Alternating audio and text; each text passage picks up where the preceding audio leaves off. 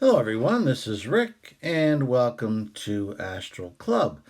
This is Q&A number 19. Before we get started, I'd like to talk about Patreon. We have a new Patreon, Astral Adept Ryan Masterson, and he'll get 2 advance videos per week, no commercials, and we get to talk one-on-one through the Patreon email, which is a lot of fun. While we're talking about 2 episodes a week, just want to remind everyone that I will now be releasing 2 episodes per week for Astral Club. The usual one on Saturday, and now I'll be releasing a second one Wednesday at 5 p.m. Eastern Time in the United States. So, whatever time that is for you, or just make sure that you're subscribed and that you've hit the bell. That way you'll get the notification and you won't have to worry about remembering. Okay, let's get into the questions and answers, and we've got some good comments here too that I want to talk about. Now, the first episode that we're dealing with here was the Resistance Rescue from Astral Hell. That's where I I was asked to, by my angel, to rescue a counselor who the master had betrayed in his coup and had secreted him away in a compartment in my favorite place, the lower astral hell, and he was being held there captive by William, who I used to call Toadman. And during that episode, I was able to rescue this counselor. A longtime patron, Jean Ming Mei, said that he's an advanced physics student. And he, I think, rightly pointed out that when the master took control over the Astral Council, his influence extended throughout all time and space. Meaning, with his power on the astral, he can exert influence through all time, even things that we see as the past, present, and the future. And if that isn't a scary proposition, I don't know what is. Photios had something very similar to say. And he agreed that many of us have felt that something has been wrong for a while now, for years for some people. Like somehow we went wrong, but you just can't put your finger on it. And he talked about the theory that quantum physicists have, where they talk about retrocausality, which means that at least on a quantum level, although I believe on other levels as well, that the present or the future can affect the past. And I know that plays havoc with our logical minds, but that's what these quantum physicists say, and I happen to think that they're onto something. Photios even went on to say that perhaps the master and his influence bled through to create that possible future that I stayed a few years in somewhere around 15,000 AD, where I was with my tribe in a very depopulated United States. Was that a result of the master's coup? Was that a reality where he wasn't overthrown? I don't know. And I tell you, I have conflicting emotions about this, because what does that mean? If I'm able to help overthrow the master, does that mean I'll never have had that experience, which means a lot to me? And I've shared a little bit with you, but I don't know. I have very conflicting emotions. So, well, we'll see what happens in the future. Next up is Lightning Round, who's also another patron of Astral Club. Now, he's worked with predators in the past as part of his education and I believe position, and and he believes that William will have a part to play in the future. And when he heard that the Master was able to reach Toadman slash William when I wasn't able to, he suspected some sort of deal had been made. And he was, in a way, satisfied to find out that he was indeed right, that some sort of pact had been struck between those two. And interestingly enough, in order for me to release the counselor out of that Astral Hell cell, I had to make a sort of pact with William or Toadman as well. And believe me, I haven't forgotten, and it weighs upon me. Next up, Diana Becerra asked if the counselor I rescued was surprised to see me when I came to rescue him. Has he recovered? He has recovered. Most of the damage to him was to his ego and a lot of energy depletion, which is one of the easier things to heal on an astral healing plane.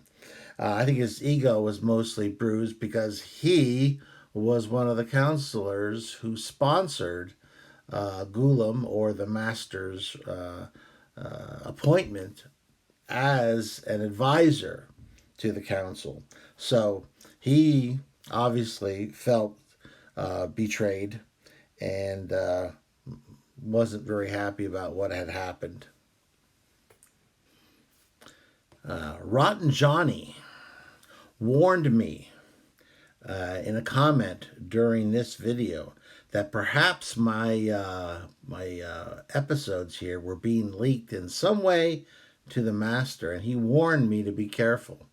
And I have to give him a shout out here because I believe that's what was occurring. Personally, I believe if there is indeed a leak, it's probably unconscious.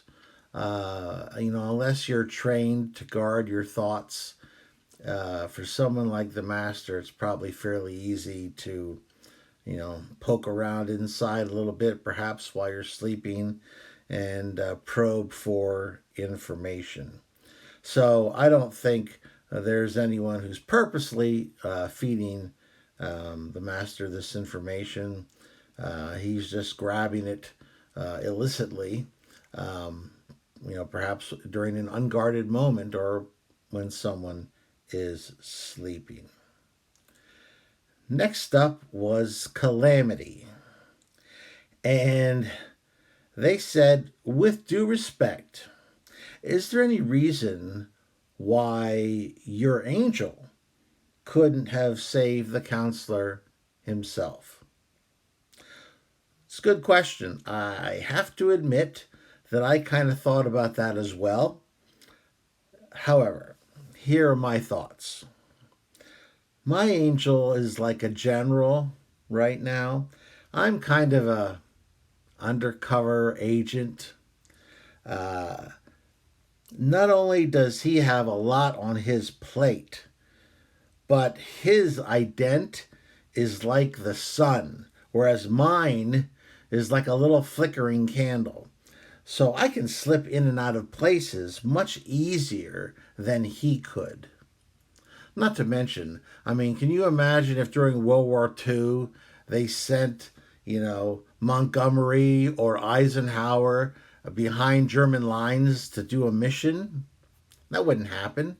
They would use, someone specially trained and certainly not someone with that level of responsibility to send them behind enemy lines to rescue or to accomplish a mission. So that's my answer to the question. Now, this next one is a little off subject, but I thought it was interesting because people are always interested in the astral records. Anyway, Hallisbot asked, um, when I said that everything in this iteration of the universe was contained in the astral records, I was repeating exactly word for word what I got from, let's call it the librarian, in English in my head. The more I think about those words, and keep in mind when telepathy comes at you, you try to translate it into English, something can be lost, but if you really dwell on it for a while, you can get more and more of what's really behind those words. And the more I think about it, the more I think there was another universe before this one. And I know that our astronomers have uh, thought about this, have theorized that perhaps there was another universe before ours. Of course, by its very nature, it's probably impossible to prove one way or the other because that universe would be gone and it would be completely replaced by our universe. So I don't know if it would even be possible to prove that one day scientifically, one way or the other. Because all we know is what happened or what we theorize happened 1 billionth, trillionth of a second after the Big Bang.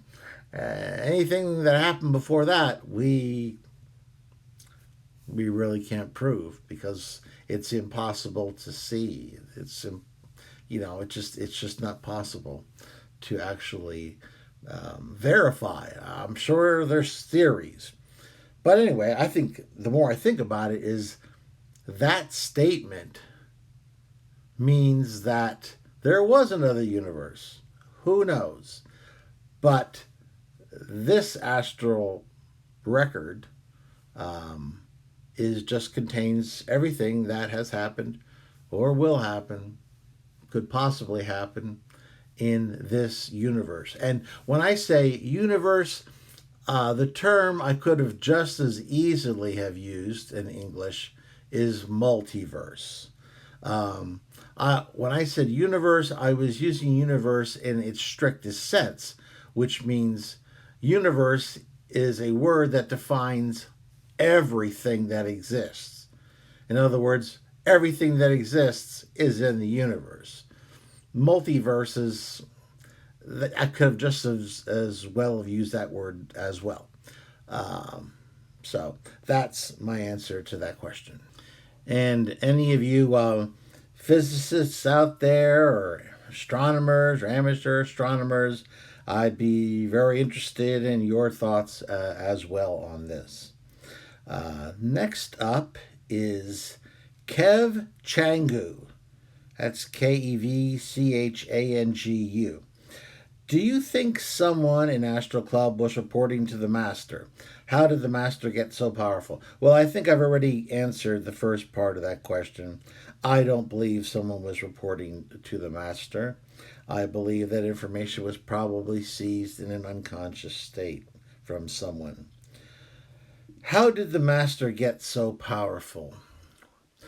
I'm not sure that I can really answer that because I don't really know his whole story. I mean, when I met him, he was a creature who had the ability to ascend to the mental plane and perhaps beyond. But he chose to remain in a lower plane so that he could experience power over others. And of course, the way he was able to maintain his existence on that lower astral plane, lower meaning underneath the mental plane, was by drawing, in a vampiric way, energy from his worshippers. How he got to that position, I don't know. I really only know his story as to what happened when I sent him to Earth. And I know about those lifetimes. But what happened before that, I never had access to that. So, how he got that powerful, I'm not sure. He, who knows? I can't answer that question. Now we go on to Astral Break to go great white shark hunting. And we had the keeper of the shade who agreed with Lightning Round that there was something refreshing about your exploration rather than some of the rescuing that you had been doing as part of this rebellion. And Lightning Round said he was glad that I was finding a balance, and I'm glad as well. It certainly helped to recharge me. PH Savo, Sauvaux, had an interesting observation. Apparently, there is a creature that lives in New Guinea and Australia called an echidna. And this echidna also apparently has electroreception capabilities. And so he said, hey, why didn't you test your astral electromagnetic theory using one of these creatures? And I think it's kind of like, I had to look it up. It's one of those weird Australian creatures. I don't think it's deadly, which is an exception, I think, for most Australian creatures. But anyway, this echidna, it looks kind of, I don't know, sort of like a weird looking porcupine to me. And evidently, they've got this ability to detect electromagnetic fields. So I looked them up, and they're certainly less frightening. But I've always been attracted to sharks, and I think these echidnas would have been a lot less toothy and fun. And sometimes you just want toothy fun. You know what I'm saying?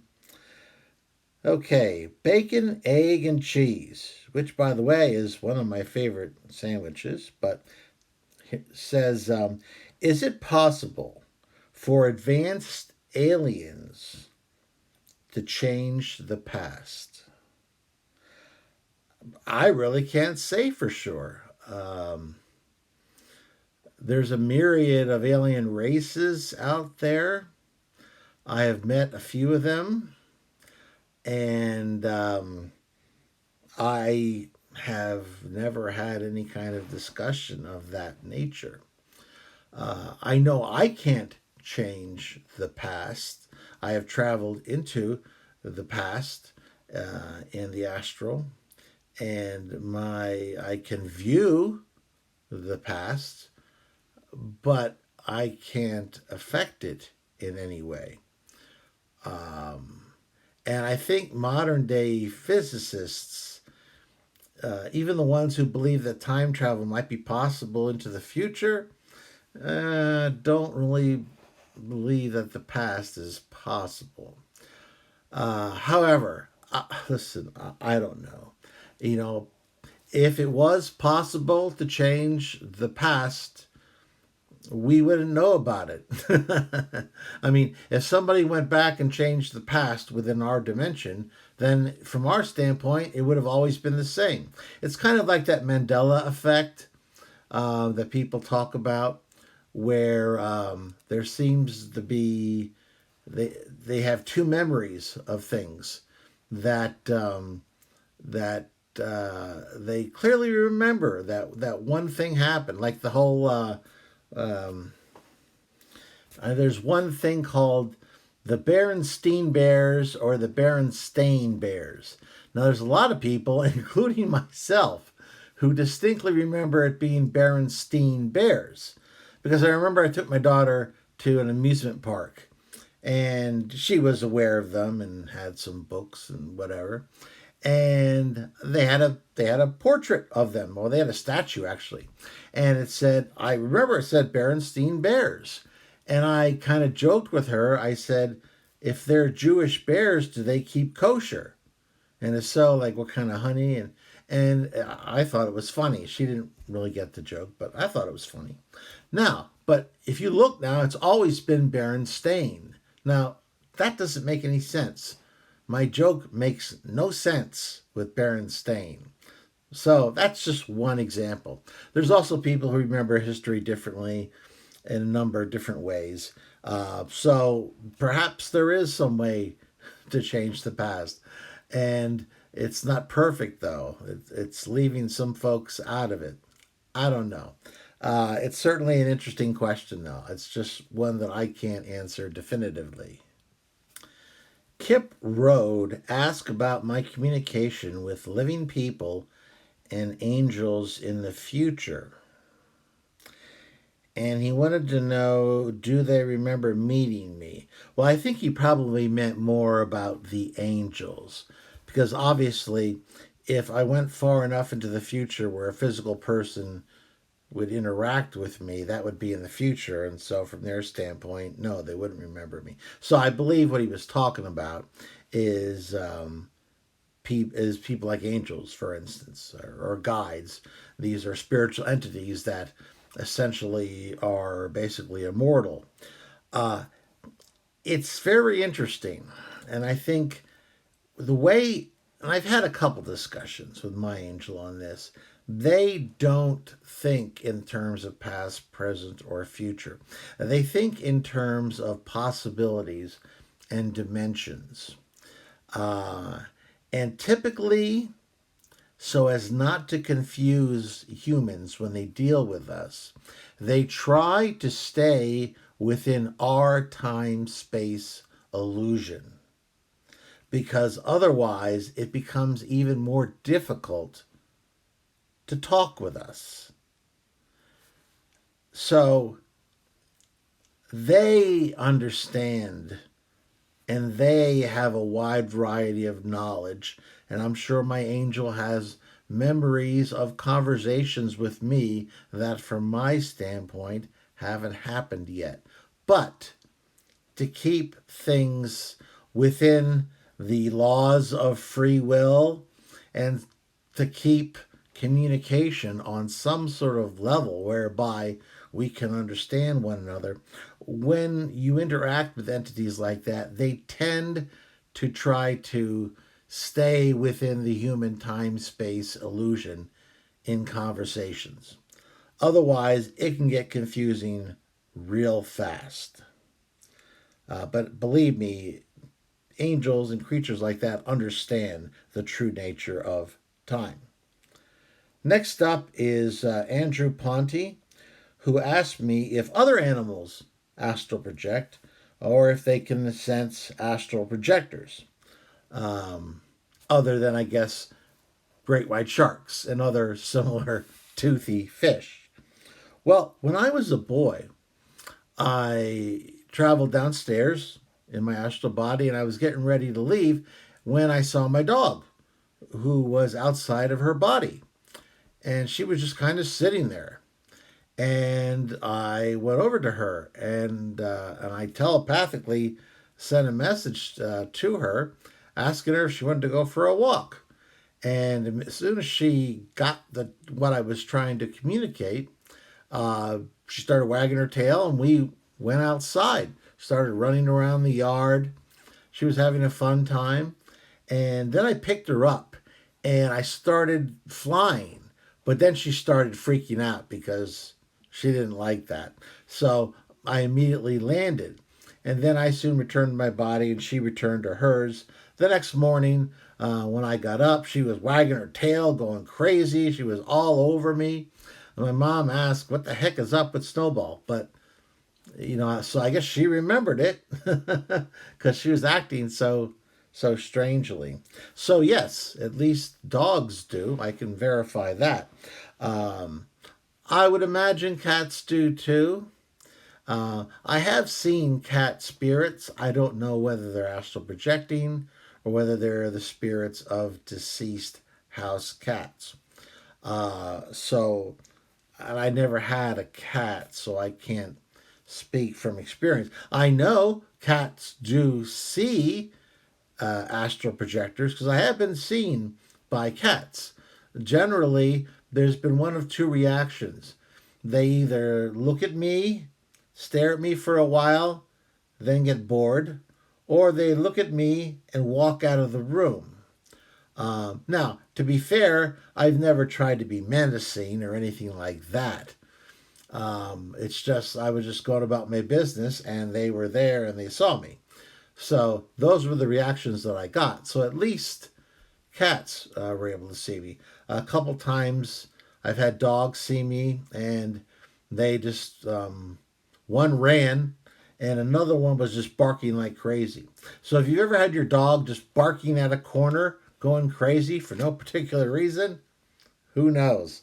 There might be something going on in that corner. Next up is, I'm not even going to try to pronounce the name, Anirudh,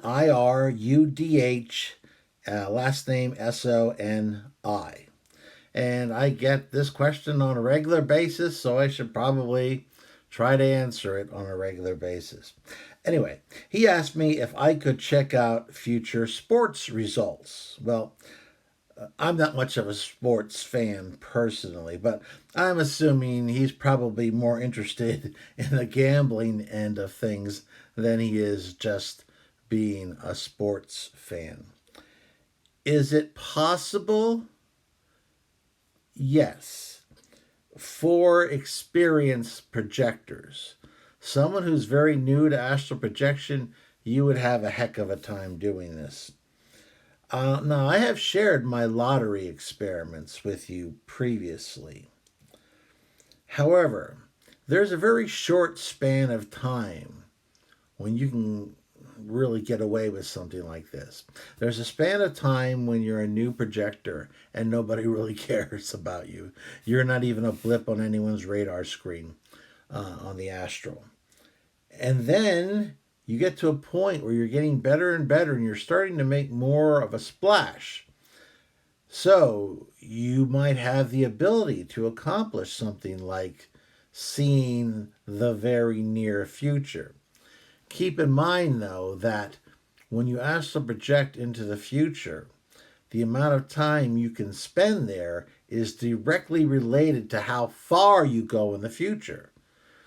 You know, if you're going thousands of years into a future, in many cases you can spend hours and sometimes days there, and sometimes, depending upon the dimension, a lot longer than that. However, if you're only going a few days into the future, or a couple of weeks into the future, or a year into the future, you're going to have a handful of minutes, and that's it.